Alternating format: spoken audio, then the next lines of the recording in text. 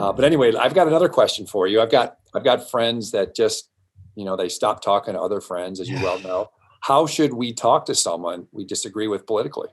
That's a great question. And once again, that was one of the reasons why I wrote this book is I too behaved very badly 5 and 6 years ago. And I realized what I was doing and I wanted to find out why I was behaving the way I was behaving. Why was I shaming my friends? Why would I get outraged by their political opinions? Why would I attack them? I've done all these things. So I'm not in any way saying that I've got the magic answer and that I'm better than anybody, because I've lived it. So first, number one is don't have political conversations. Now, we've been taught that from a very, very early age, but I'm going to give you a different reason of why you shouldn't talk politics. Right. Listen, once again, this is a massive generalization. I make a lot of generalizations in my comments. If it doesn't apply to you, it doesn't apply to you. But by and large, 99% of the time when I've had a political conversation or I've seen a friend having a political conversation, it is not a conversation about deliberating over the issues. Hey, what do you think about that? Oh, I can learn from that. I can get some more information. Hey, let's problem solve. I'll be your idea partner. And today you and I will both educate each other and have more empathy. And together we'll come up with a better solution. That's not what's happening. Right. All we are doing is basically identifying our tribe. So I'm 52 years old. I've read 25 books a year. I've listened to thousands of hours of podcasts. I like to think that I am somehow civilized and evolved, that I am somehow better than my very, very ancient Neanderthal lizard brain. And the answer is I'm not. There are tons of what are called subconscious strategies that run us, and they're beneath the surface. Yep. Probably the most powerful one there is tribalism. So the reason we believe what we believe when it comes to politics and social issues is we believe to belong. We're a herd animal. And if you want to be a member of a herd, the most important rule is assimilate. So if you are in a herd and everyone's got stripes on, you have stripes on too, so that you are assimilated into that pack, whatever it might be.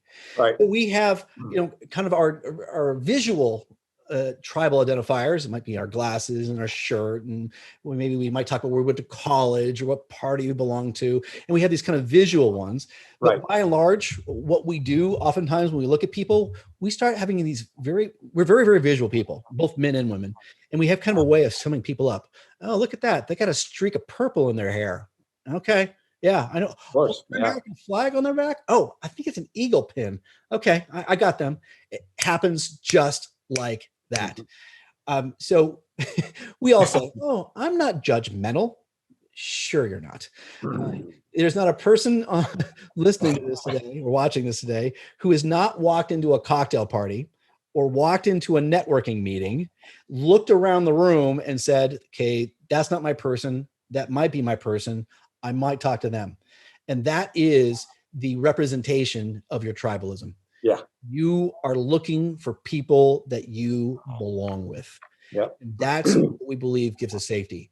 So for us to go against our tribe, whatever the belief might be, because each tribe has kind of their own belief set, and they're almost all identical. And maybe they have some nuances, but you'll find most conservatives kind of focus around here, and most liberals kind of focus around here.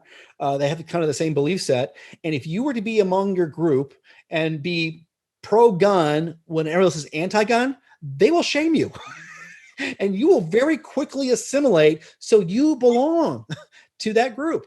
So Right. when we have a quote unquote political conversation, we're not really talking about politics. We're talking about the news du jour. So this last week, Simone Biles decided to quit in the middle of the Olympics. This for some reason was politicized. It totally was. It totally was. I don't have any idea why. We all of a sudden made this into a moral issue of good or bad or patriotic or unpatriotic or selfish or generous. Each side kind of had these different talking points, these little phrases that they used. Yep. So if you were to ask me about that, hey, tell me about what you think about this, what you're looking for. Do I use the same talking points that you heard and you believe? And if I use the same talking points, it is the same thing of me having a big giant biker gang badge on me that says I'm in the same tribe you are. It just happens to happen verbally. So political conversations are not discussions about empathy or how to get to know each other. All we're doing is saying, are you on my side? And if you're not on my side, there is still the ancient part in our midbrain, the amygdala, that actually fires off and says, this person's an enemy and I need to shame them, shun them, or get them out of my tribe.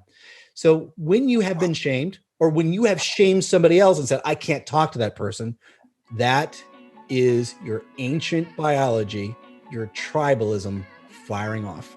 If you think that you've evolved beyond your tribalism, think again. If you are more committed to national unity than partisanship, please check out my book, The Second Civil War, A Citizen's Guide to Healing Our Fractured Nation. My book will challenge you to improve your relationships with friends and family. Click the link in the description below.